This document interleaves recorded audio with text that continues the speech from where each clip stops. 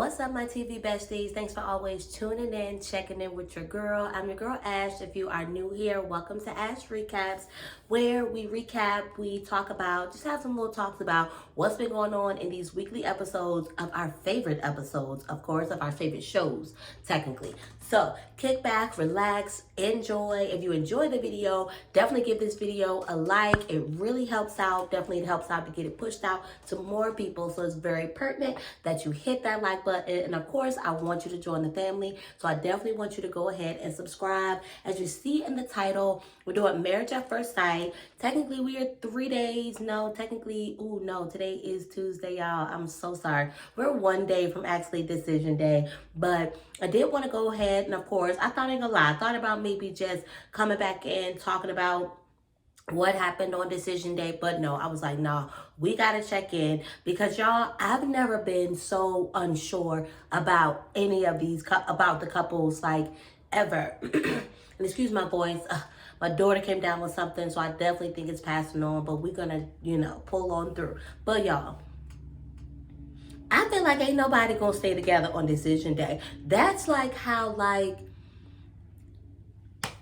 I felt like I've always at least had somebody in mind that was going to make it.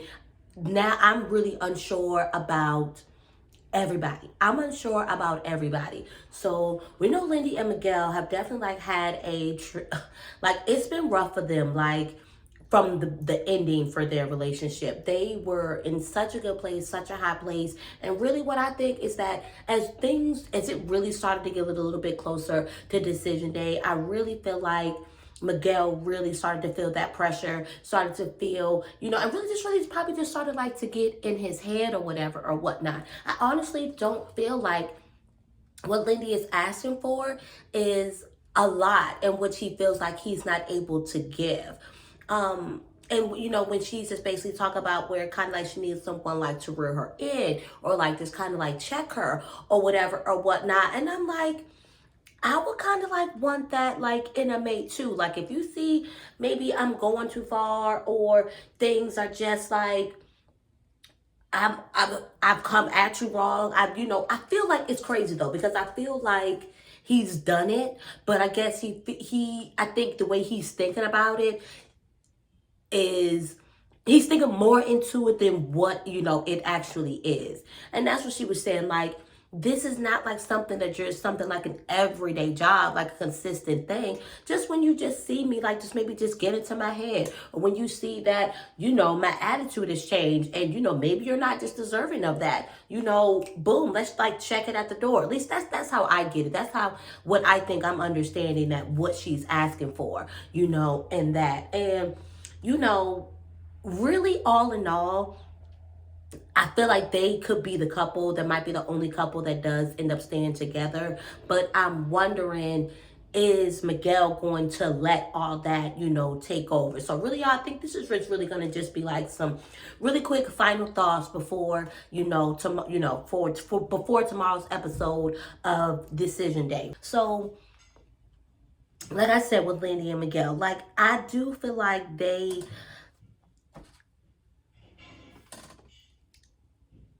I really think that's just it. I think he's thinking more into what it is that he thinks his role in it going to be. Obviously, no, you're not going to be her counselor. You're not going to be, but you're going to be there for her. And if she needs some type of consolence or reassurance, what's wrong with providing, that for her? So even Alexis and Justin, because also this week was the week that, that they started talking to their families to help, reel them in and to kind of, I guess, really help to really kind of like to help them make, their decision on decision day. And Justin's mom helped him to realize that basically he was, he's in his head.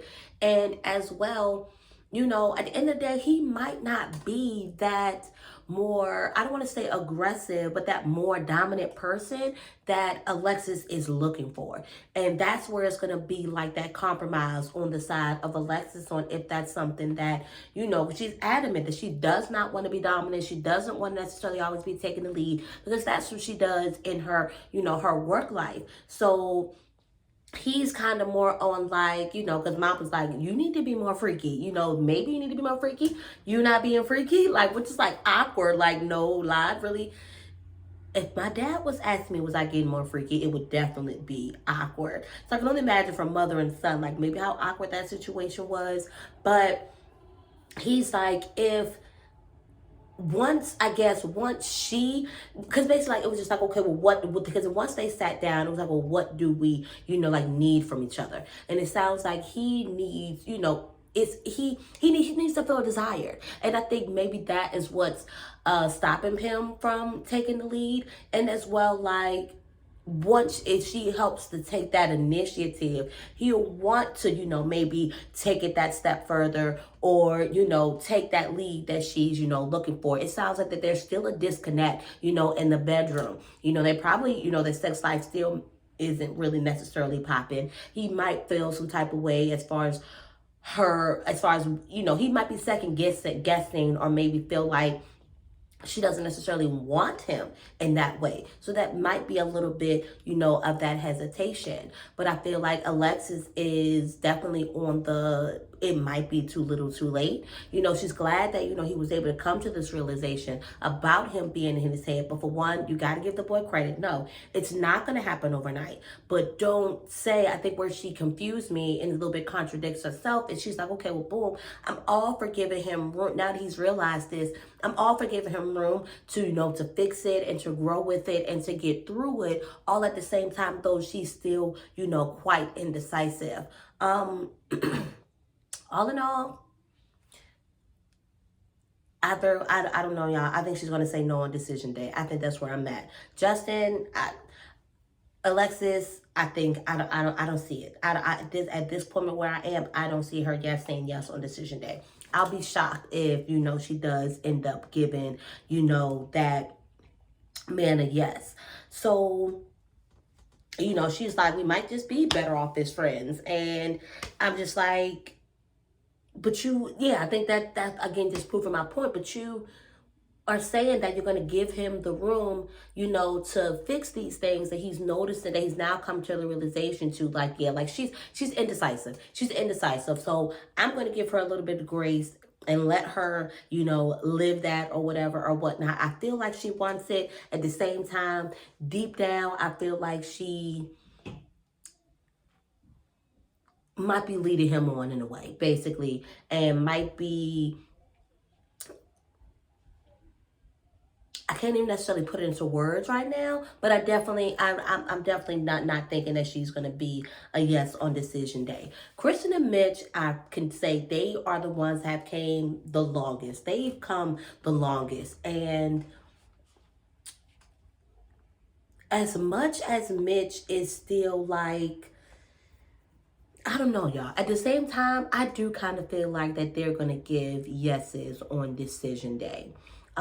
Mitch made a good point, or Mitch's brother necessarily made a good point when when they were talking about, he was just talking about how basically the single life, with working reminded him of like single life. And then of course, married life is married life with Kristen. And so, they were talking about how basically that he might associate just kind of like unhappiness and kind of like a negative, like in some ways a negativity with, which might be associating being basically Kristen, as well as being unhappy because he hasn't been able to do the normal things that he's been able to do, in his normal life.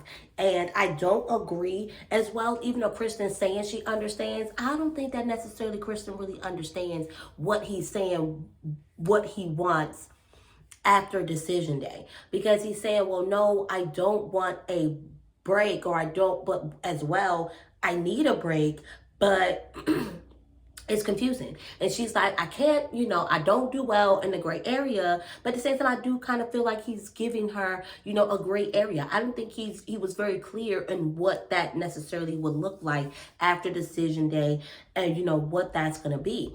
I think that he needs to continue to do what they do, but now they don't have that camera stuff. They don't have the cameras on. Like, you gotta like think about like this, y'all. Like, on TV, like I can only imagine they might have to be up at a certain time. They may be starting filming at a certain time, ending at a certain time. Like that world is just, I can only imagine how that is. So I can understand him not feeling like he's been not being able to be fully happy because he's not been able to feel really necessarily live his normal life.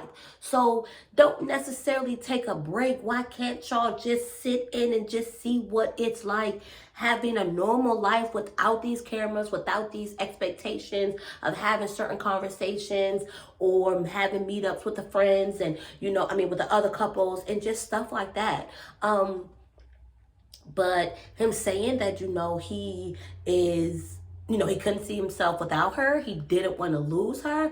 That was like big move. So at the same time, I respect Kristen for accepting what she can from him. He said basically like, if I just said yes, I want to keep going, it's not going to be good enough, even though I'm not, professing my love for you. And I really think Kristen does a great job with meeting him where he is and just, flowing with that. Because I know that clearly she said it, she does want more, but she understands Mitch and she understands who he is. And one, he's not going to express something that he does not feel or does not mean. And she respects that, from him. But all in all, is this all still good enough for Kristen? Because I think that she passes over a lot of things, because of Mitch and the way he is. And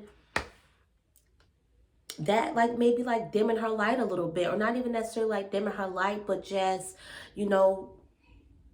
not being able to be fully herself, maybe so to speak. I really think with them at the all of the end all, it's more just for that coming down to, lifestyle. Can she deal for a long time with this like this and him the same way? I thoroughly still feel like they should have matched someone, or he should have been asking for someone who was more, like him, as far as that. But at the same time, they seem to have manage this and get through this and came out okay. I don't know. They're kind of like up there in the line with Lindy and Miguel for me or whatever. I really think they very well could end up in a yes on decision day. And then ending with Nate and Stasha. Y'all, Nate definitely has mommy issues, trust issues. I think there's a level that he still doesn't, and which will make sense, that he does not trust still with Stasha. But as well, it seems like he definitely, yeah, I agree. He wasn't listening. I did feel like he was taking a lot of the conversations that she wasn't saying, or it was okay. I get what Stasha's saying, because Stasha's like, at the end of the day, you don't love me. You don't love me. And Nate is seeing that as, you're not seeing that I'm working towards that, but I'm trying to get there, but still not recognizing to the fact is you don't love her. And that's all that she's saying, is that what she wants. I find it very concerning too, that you were with someone for 2 years, lived together, and you never loved her. What is up with that? Or did you just not know? A part of me feels like he does not necessarily even know what love is, what love would even necessarily feel like. Kind of like Mitch too, or whatever, or whatnot. They both kind of had that inexperience in relationships. So I feel like they're looking for or searching for a feeling that they don't even know really necessarily exists. They feel things, but they're not, because they don't know that that's what it is. They're passing it off as possibly, something else. It really hurts Stasha that he was not able to hear her out when they were talking about, how, there's really no fun when, you have a toddler, a 3-year-old, da da da. But once you talk to daddy, and daddy like confirmed that, and daddy was like, well, yeah, cool. But at the same time, she got to respect where he's coming from. That's his dad. He's had kids before. He knows. He don't necessarily trust you yet. He don't necessarily trust you to have his kids yet. So you can't necessarily expect him to trust what you say.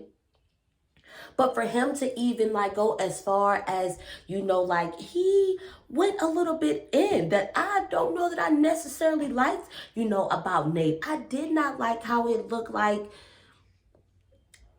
Stasha was just in like a breakdown mode after he left, because they go and they separate before the decision day. They were a couple who like were really good, and like on their very last week things just like really started to hit the fan. And I'm feeling like the same thing with Miguel. Like he really started to get in his head, realize things were like really getting weird. We're getting down to the end. We're really starting to talk about, what this is going to look like after decision day, moving in, kids, and things just really started to, like he said, his anxiety just went through it. But I'm hoping that they can push through that, get through that, and still make it. Yes, I do. Like they just like he need to do that work. He really has some issues, and I can definitely call out mommy issues, and that. I'm not saying that people with daddy or mommy issues can't necessarily work, but at the same time, I think you have to acknowledge it and be aware and be willing to. It's not up to her to heal him, no, but it's up to her to support him through his healing. So, y'all, I don't know. I don't know. Definitely let me know down below. Well, not even that, I don't know. That's where I stand at. That's where I'm at with it.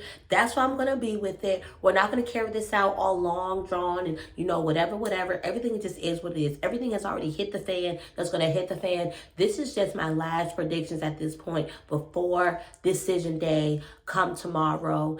And we're going to speak and we're going to talk that we're going to be getting a video out on time, for decision day. So as always, I appreciate you guys sticking around with me. If you made it this far, drop some purple hearts in the comments.